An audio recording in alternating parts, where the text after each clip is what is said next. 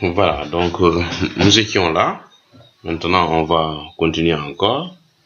Donc, vous avez pris une bonne pause sur les sous-groupes. Donc, cette fois-ci, on fait les sous-groupes engendrés. Donc, les sous-groupes engendrés. Attention. Noir. Sous-groupe engendré.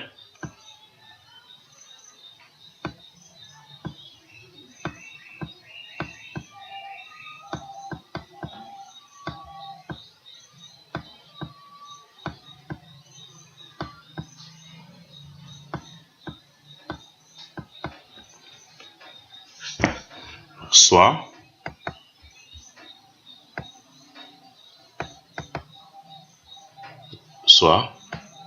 G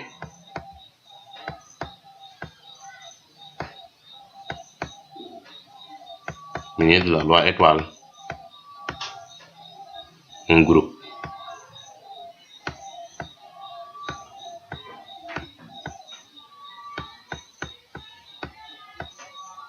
Donc j'ai coupé la vidéo en deux parce que des fois si c'est trop long, les étudiants ne se concentrent plus en un certain instant. Comme ça, vous écoutez l'autre, vous partez boire du thé, vous revenez et vous écoutez celle-là aussi. D'accord? Et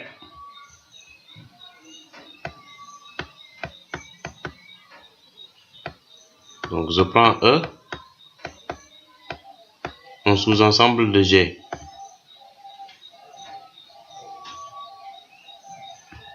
E inclus dans G est un sous-groupe.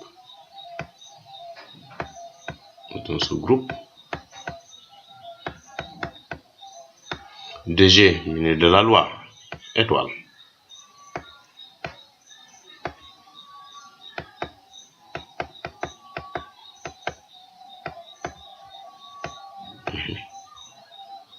Le sous-groupe engendré par E, le sous-groupe engendré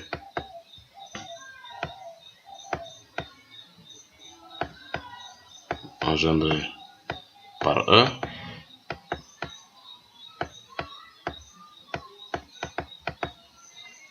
est le plus petit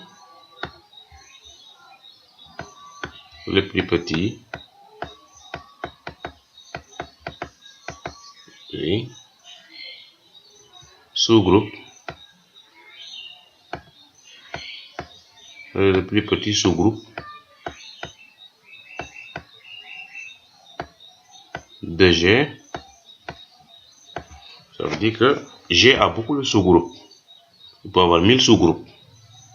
Mais le plus petit de ces sous-groupes-là, qui contient le E. Donc d'autres, il peut avoir beaucoup de sous-groupes, d'autres contiennent E, d'autres ne contiennent pas E. Mais le plus petit des sous-groupes qui contient E, c'est celui-là qu'on appelle sur l'espace vectoriel engendré par E. D'accord? Un sous-groupe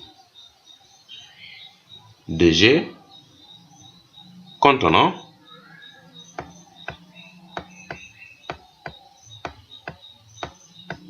E.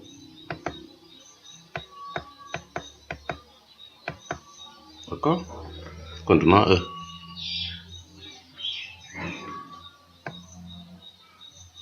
On peut avoir ça. B c'est un sous-groupe. B c'est un sous-groupe. B c'est un sous-groupe. Mais supposons que E est là. Ça c'est G. E a beaucoup de sous-groupes. Celui-là c'est un sous-groupe. Celui-là c'est un sous-groupe. Celui-là aussi c'est un sous-groupe. Mais parmi tous les sous-groupes là, il y a qui contiennent E, il y a qui ne contiennent pas E. Mais parmi lesquels le plus petit, c'est celui-là que j'ai ici. C'est le plus petit mais qui contient E. C'est celui-là qu'on appelle sous-groupe engendré par E. Oui, c'est ce qu'on appelle sous-groupe engendré. Exemple maintenant.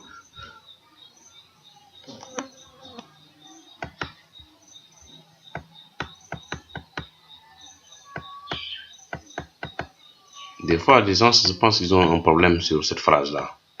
C'est pour cela que j'ai explicité ça un peu. Parce que même moi, lorsque j'apprenais, j'avais des problèmes pour comprendre cette phrase. Mais maintenant, je la comprends quand même. D'accord? Voilà, pronom. Vous êtes étudiant comme vous avez aussi des problèmes pour comprendre cette phrase. Il m'a fallu des semaines pour comprendre cette phrase. De trouver vraiment un schéma qui me permet vraiment de l'accéder très facilement. D'accord? Pronom.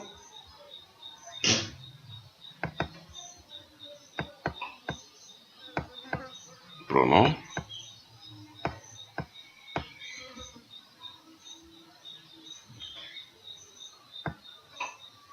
Donc, il reste d'autres groupes, d'autres cours sur les groupes, hein. C'est pas encore fini. C'est pas encore fini. D'accord? Prenons le groupe Z muni de la loi additive. Bon, prenons E, par exemple.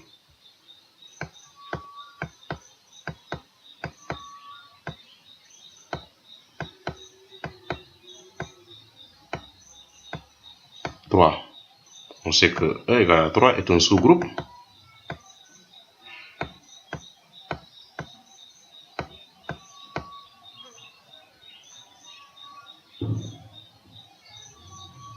Est un sous-groupe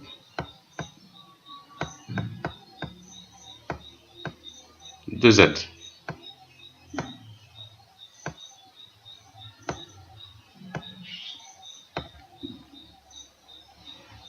Est un sous-groupe de Z. Parce que 3, donc c'est quelque chose qu'on peut retrouver dans Z avec la loi additive. D'accord? Mais le sous-groupe qui est engendré par 3, c'est H égale à 3Z. Pourquoi? Parce que dans 3Z, il y a 3 à l'intérieur. Il y a E à l'intérieur de 3Z.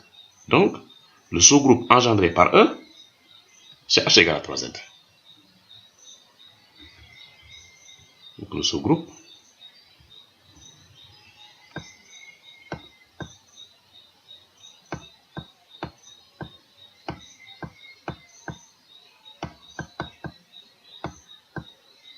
engendré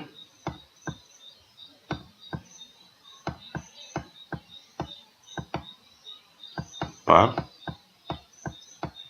E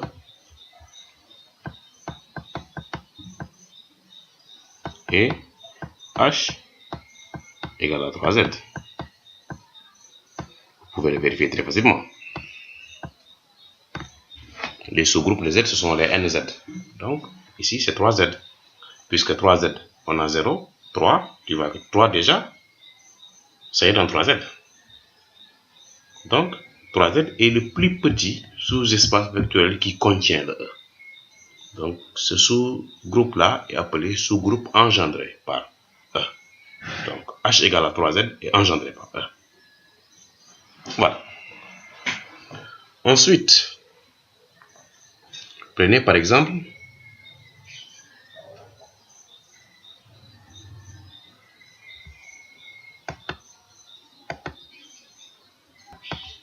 prenons maintenant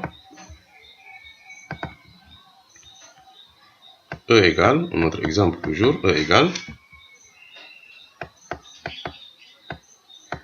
5 et 10. Quel est le sous-groupe engendré? Bon, ça, on sait que c'est un sous-groupe de Z. C'est un sous-groupe de Z. On n'en disconvient pas. Mais c'est quel est le sous-groupe qui est engendré par E? Quel est le sous-groupe dont E peut être à l'intérieur, mais que ce soit un sous-groupe de H, ce qu'on appelle sous-groupe engendré. Donc le sous-groupe engendré par E, certains m'ont trouvé avant moi.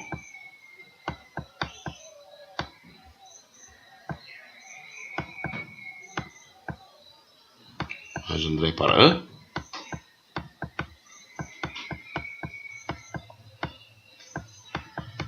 et combien? H égale, je pense que si je mets 2, ça fait si K égale à, non, K, 2 ne peut pas, 2 n'est pas bon. Parce que je voulais mettre 2Z, mais 2 n'est pas bon. 2 n'est pas bon. 2Z. Donc 2 n'est pas bon parce que si K égale à 1, ça fait 2. Si K égale à 2, ça fait 4. Si K égale à 3, ça fait 6. Donc ça dépasse. Alors 2 n'est pas bon. Bon, je vais pas prendre 2. 2 n'est pas bon. Je fasse ici. Alors, qu'est-ce qui est bon selon vous? Peut-être 5, hein? Oui, 5. Oui, c'est un 5. Parce que si K égale à 1, ça fait 5. Si K égale à 2, ça fait 10, ouais. 10, ouais. Donc, H égale à 5Z est un sous-groupe engendré par E. J'espère que vous avez compris ce que je suis en train de faire. Maintenant, exercice d'application.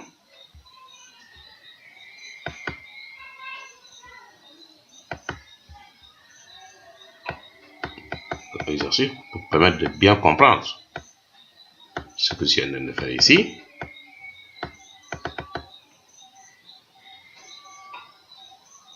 Trouver les sous-groupes engendrés par. Donc, trouver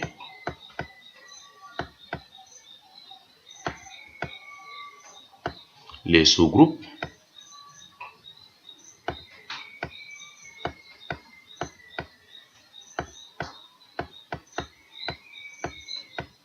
de Z1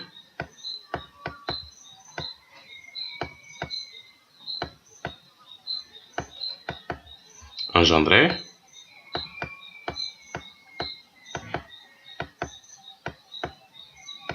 par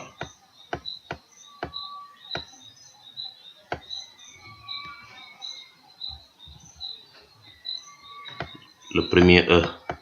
Je vous donne, c'est moins 12, 8, alors 0, 20. Par exemple, il y en aura E, le deuxième E que je vous donne, c'est 7, 21.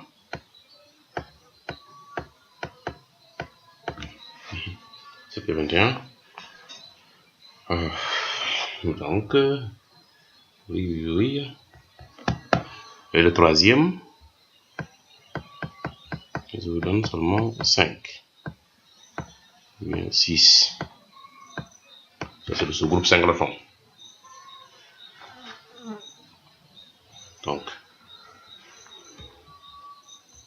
Donc, ici, c'est avec Z, muni de la loi additive. Hein? Par rapport à ça. Exercice numéro. Bon, c'est pas possible, même pas c'est quel exercice maintenant. Un autre exercice, c'est les engendrés, mais cette fois-ci, c'est avec la loi multiplicative.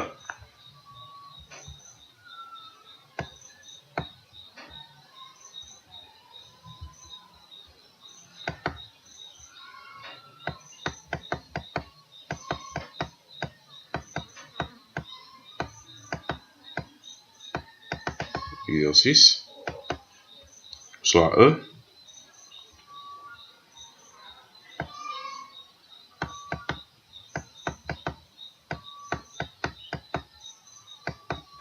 égale au singleton 2.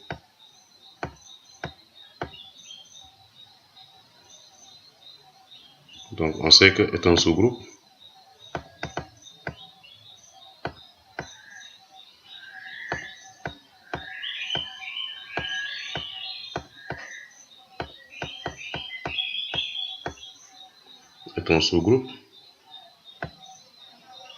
de,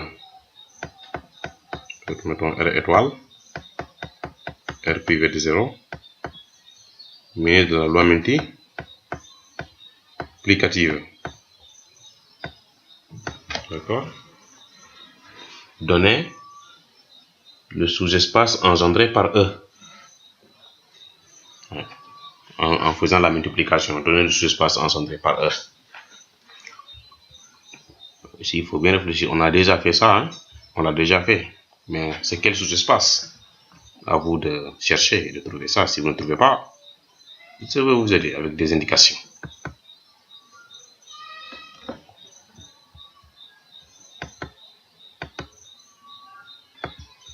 Donc, je dis donner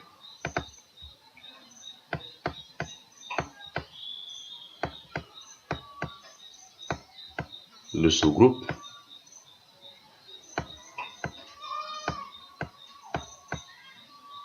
ici c'est avec la loi multiplicative, hein? Le sous-groupe engendré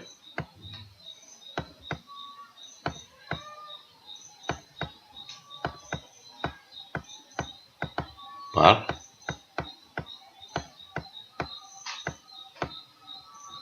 E.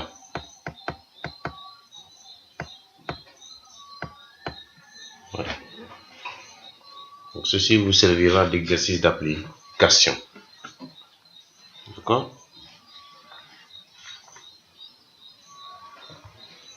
Voilà. Ça, c'est la première partie de ce cours-là. Donc, sur les groupes et les sous-groupes. Bien évidemment, on n'a pas encore terminé sur les groupes et les sous-groupes. Donc, ensuite, on verra ce qu'on appelle des groupes monogènes, des groupes cycliques, tout ça là. Donc, il nous reste à faire ces catégories de groupes-là. Donc, maintenant, on va commencer une autre partie du cours. Mettez grand 3. Donc, les morphismes de groupe. On va juste introduire. Donc, le prochain cours, on va commencer ici. Et essayer de faire aussi les groupes distingués, les sous-groupes distingués par-ci par-là. C'est un morphisme de groupe. Donc, on l'appelle morphisme ou homomorphisme. Alors, définition.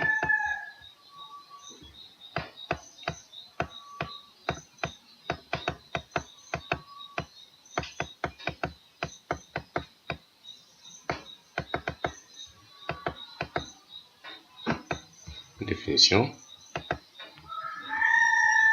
Bon, prenons deux groupes. Hein.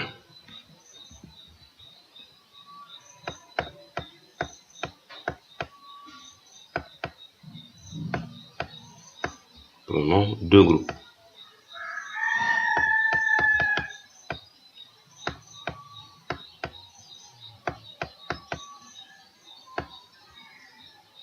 Le premier, c'est G1, qu'on va munir de la loi étoile. Bien astérisque. Et le deuxième, c'est G2. Donc, la connaissance de la loi est vraiment importante. Dans tout ce que je fais, il faut la connaissance de la loi. Ça, si je ne le comprends pas, je ne pourrai pas faire les groupes. Il faut connaître la loi. Donc, une application.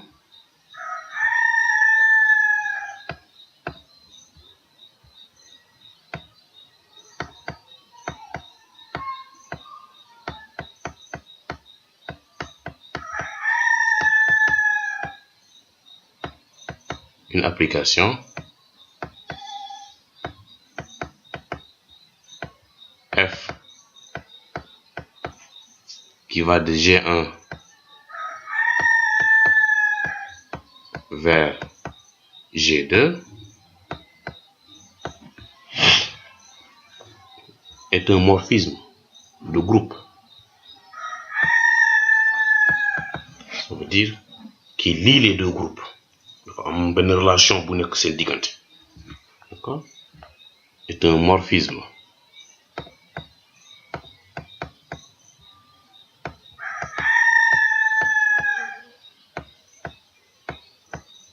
de groupe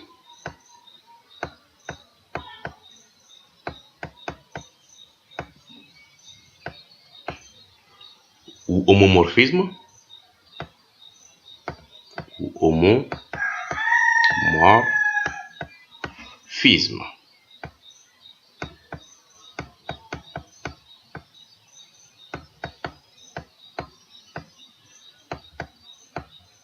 si et seulement si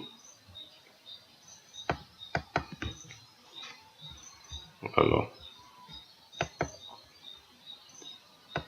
quel que soit x, y que vous prenez dans l'espace de départ,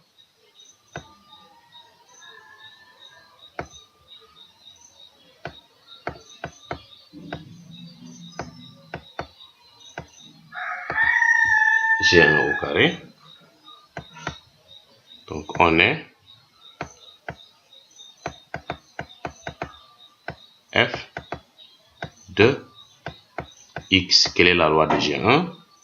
La loi de G1, c'est étoile.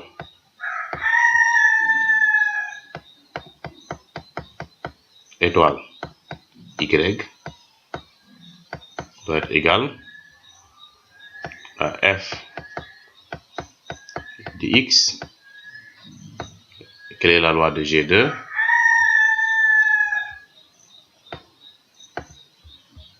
C'est la multiplication de points. Point f de y. Si une application vérifie cette condition-là, on dit que c'est un morphisme de groupe ou un homomorphisme de groupe. D'accord? Monsieur homomorphisme, monsieur homomorphisme, monsieur homomorphisme. Voici homomorphisme de groupe. Très simple. Très simple. Je dirais que tout ce que j'ai fait, moi, est simple. Très simple. Très simple à comprendre. Il faut d'abord faire les choses simples à comprendre. Quand tu fais les choses simples à comprendre, maintenant tu es suffisamment outillé pour faire des choses difficiles après. S'il s'agit de donner des choses difficiles, on peut en trouver des exercices partout. Mais il faut d'abord faire des choses simples. On sait que tout le monde comprend. Si tout le monde comprend maintenant, ces choses simples-là vont se concrétiser en des choses difficiles. Tu prends des choses difficiles maintenant pour les faire à partir des connaissances que tu as.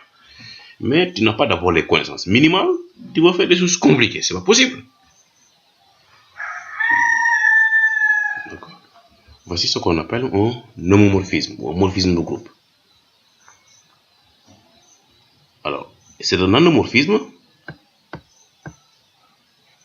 On l'appelle endomorphisme. La F. Endomorphisme. Si vous avez un morphisme, mais que G1 soit égal à G2. Dans ce cas-là, on l'appelle endomorphisme. Maintenant, c'est un isomorphisme si F est un morphisme, mais elle est bijective. Isomorphisme.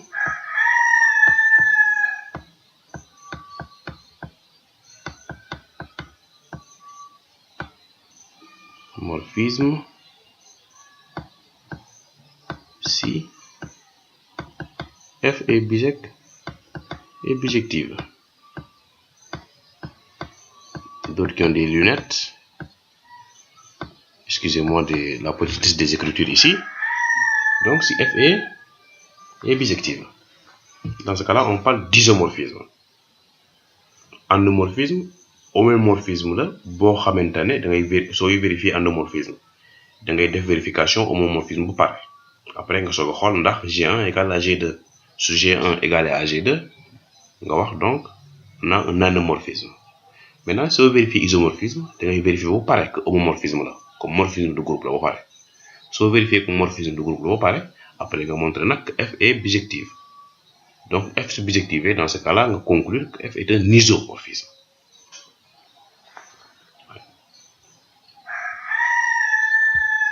un isomorphisme. Exemple.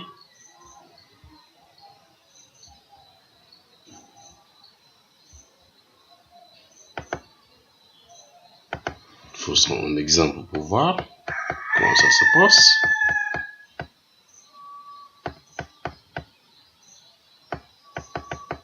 Alors, cette vidéo-là aurait dû être le cours le plus long de tous les cours que j'ai fait. Vraiment, si on l'avait fait de façon continue, ça va faire plus de 2 heures. Je suis en train de faire doucement pour qu'on comprenne d'abord. Alors, prenons deux groupes.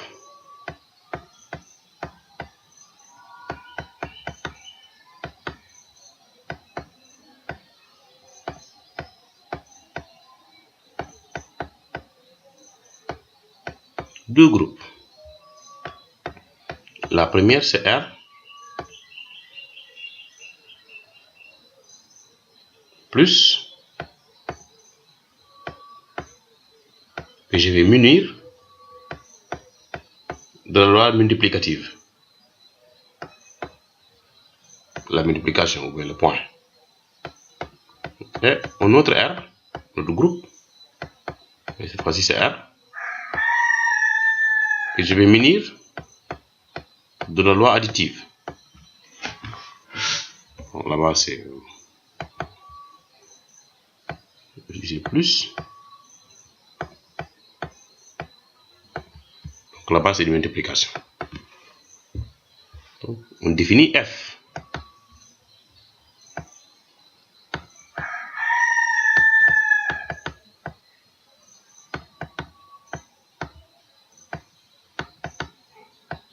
Deux points de R plus, le premier G1 vers le second R.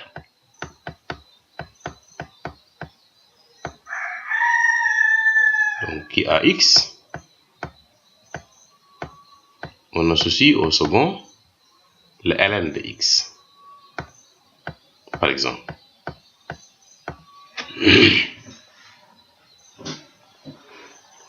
Donc, on va montrer que, comme le premier est un groupe, le deuxième est un groupe, donc on va montrer que on a un morphisme de groupe.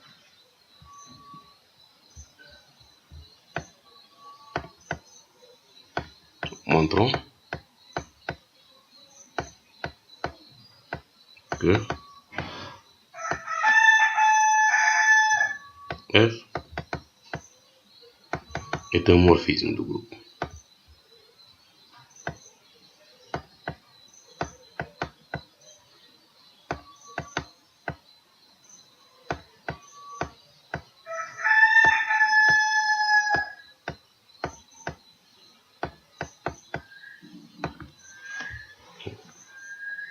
C'est un morphisme de groupe.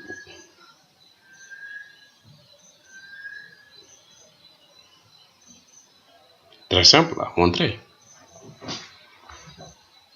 Donc, je dis soit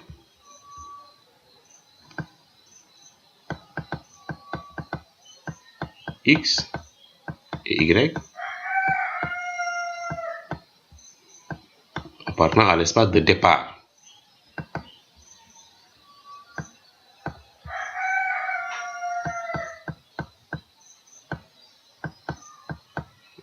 R plus 2. D'accord? Alors, montrons que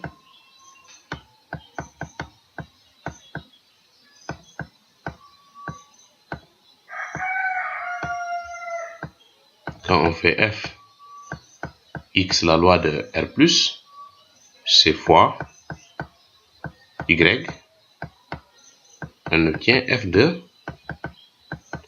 X, donc la loi du R, c'est plus F de Y. On va vérifier ça. Alors on a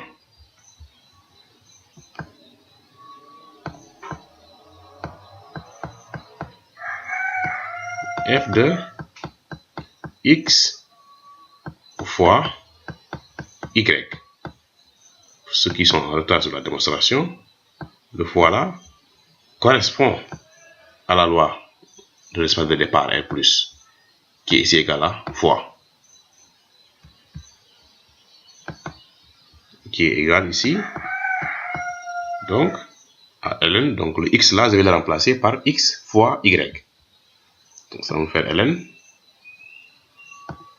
de x fois y. Je sais que ln de a fois b, c'est ln de a plus ln de b. Donc ça fait ln de x plus, excusez-moi, ln de y. Or, donc, on voit nettement que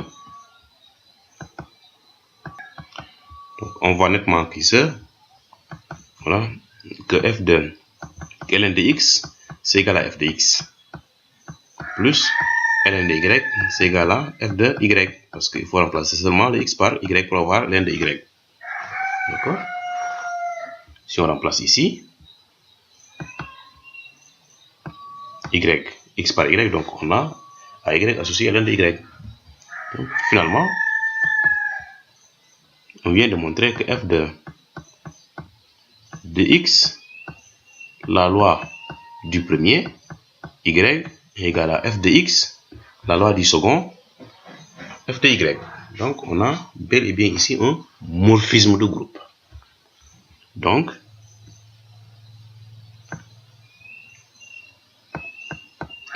f est un morphisme de groupe.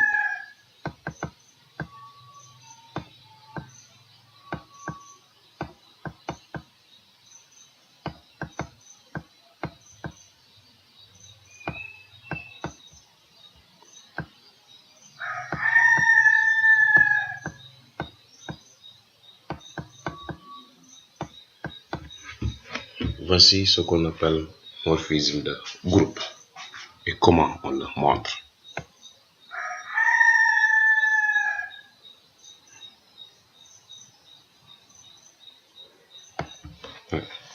Voici ce qu'on appelle les morphismes de groupe. Alors, je voulais souffler un peu avant de vous donner deux exercices d'application et de clore, d'accord, cette partie sur ce premier cours sur les sous-groupes et les morphismes. Donc,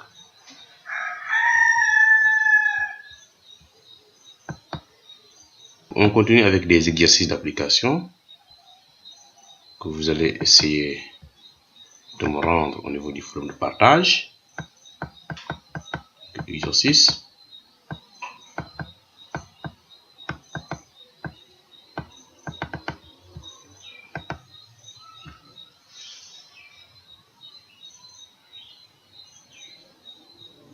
Donc, soit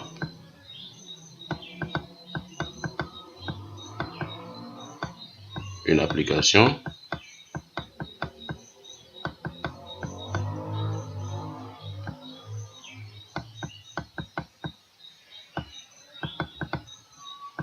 f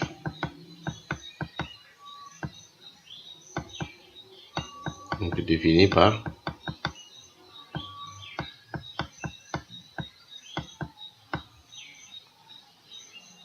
f, il va de l'ensemble de nos groupes, ce qu'on appelle nos groupes de première année, z sur nz. Il y a beaucoup à faire, surtout avec la table additive et la table multiplicative. Vers G, un groupe G. Donc là, c'est la classe, ça, on le connaît. Donc il y a K bar, on associe à la puissance K. On reviendra encore sur ces types de sous-groupes-là quand on va continuer le cours sur les morphismes. Donc ça a une appellation particulière. Donc on va montrer que avec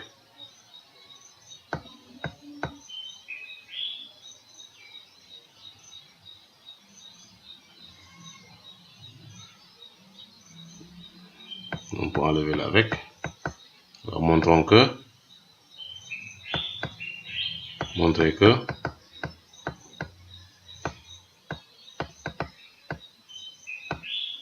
que F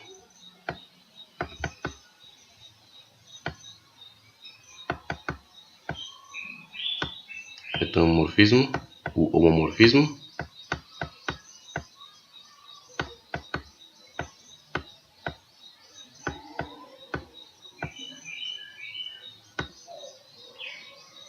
de groupe.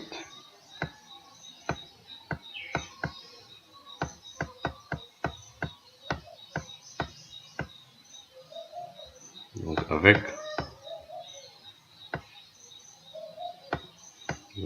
Z sur NZ, donc il faut que je vous indique c'est quelle loi. Il va avec la loi additive et le G, donc c'est la loi étoile, la loi multiplicative, d'accord, ou point. Voilà, est un morphisme de groupe.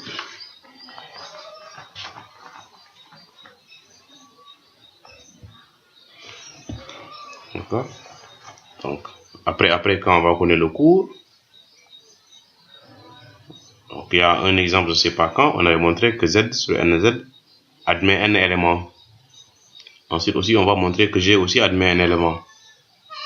Si de plus elle est surjective, donc elle est bijective, ce qui va faire de ça un isomorphisme entre les deux. D'accord. Vous voyez que ça devient très simple. D'accord. Exercice 2.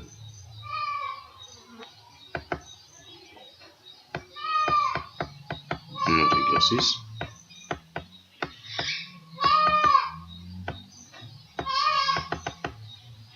Les chèvres.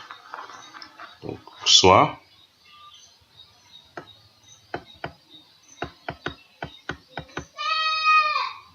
G, donc je vais vous donner les chèvres si vous voulez.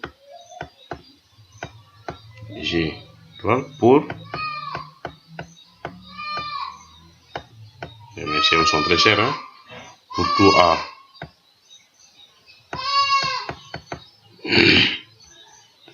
Appartenant à G.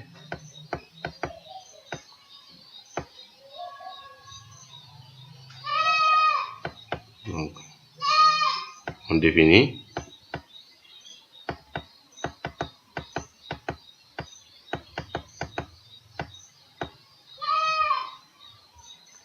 application rho de A, 2 points de G vers G. G émet de la loi multiplicative ou étoile. Étoile multiplicative, on ne le confond, donc c'est toujours la même chose, c'est la même. D'accord.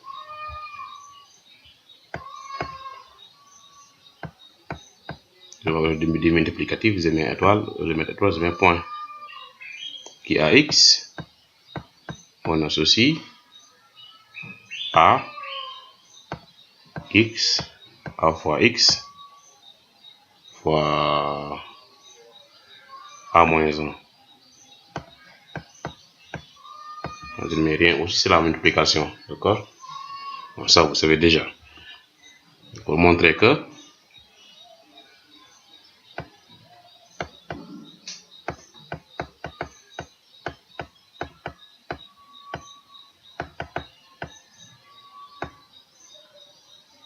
rho A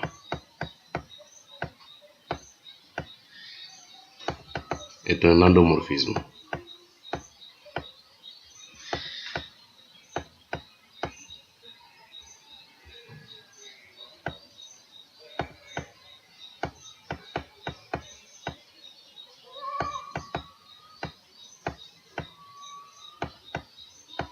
Est un endomorphisme du groupe.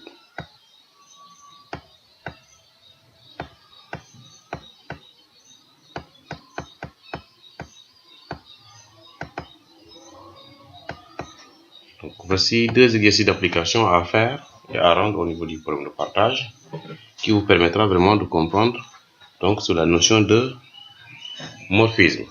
Il va nous rester maintenant à faire les noyaux les images, ensuite à traiter le sous-espace vectoriel, non, le sous-espace du groupe, non, le sous-ensemble, le sous-groupe du moins Z sur MZ, de faire les distinguer, donc les groupes cycliques par-ci par-là.